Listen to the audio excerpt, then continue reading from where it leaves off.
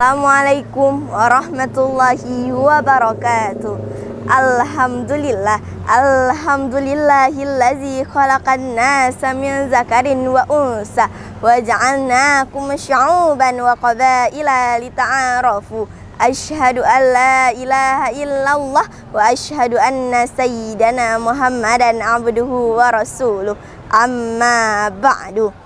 Hadirin sahabat dai milenial yang saya muliakan, pada kesempatan kali ini tergugah hati saya untuk menyampaikan sebuah syarahan Qur'ani yang berjudul Keberagaman Perspektif Al-Quran dalam Mewujudkan Toleransi, sebagaimana firman Allah dalam surah Al-Mumtahanah ayat 8 yang berbunyi, A'udzu billahi minasyaitonir rajim.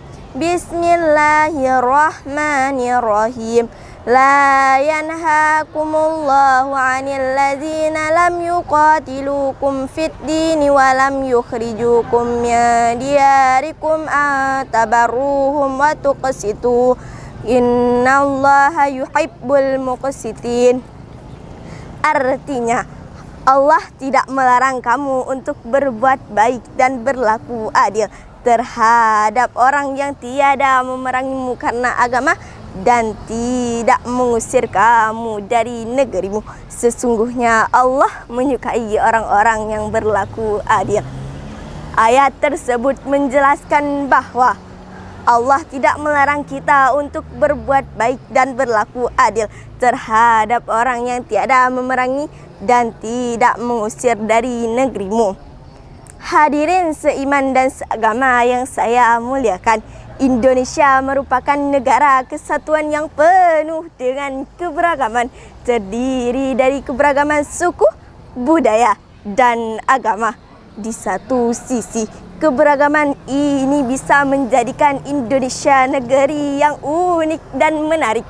Sementara di sisi lain, keberagaman ini kalau tidak dikelola dan dijaga dengan baik bisa menjadi sumber potensi konflik, terutama konflik antar agama yang sangat berbahaya bagi tegaknya pilar persatuan dan kesatuan bangsa. Kisah menarik umat Islam pada aksi bela Islam 411 telah membuktikan kepada seluruh dunia, bukan hanya Indonesia, betapa jutaan umat Islam turun ke tengah ibu kota Jakarta untuk menuntut keadilan terhadap penista agama. Yang dituntut bukan orang Islam, non-Muslim yang kita tuntut saat itu, tetapi tidak satupun orang kafir diganggu dan tidak satupun orang kafir yang dizalimi dan disakiti. Bahkan hadirin, keberagaman ini bisa menjadi target dan sasaran dari pihak-pihak yang tidak menginginkan Indonesia menjadi negara yang kuat, hebat, dan bermartabat dengan memicu sumber-sumber konflik, baik konflik antar etnis, suku, maupun agama. Hadirin seiman dan seagama yang saya muliakan, dari syarahan yang tadi saya sampaikan dapatlah kita ambil beberapa kesimpulan.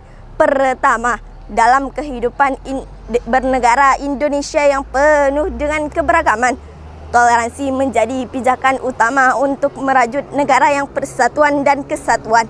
Kedua, keberagaman agama harus disikapi dengan sikap menghargai dan toleransi.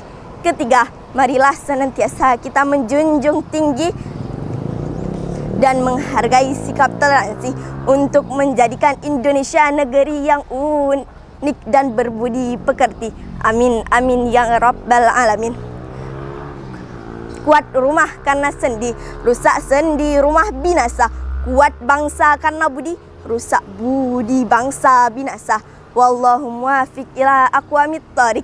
Wassalamualaikum warahmatullahi wabarakatuh.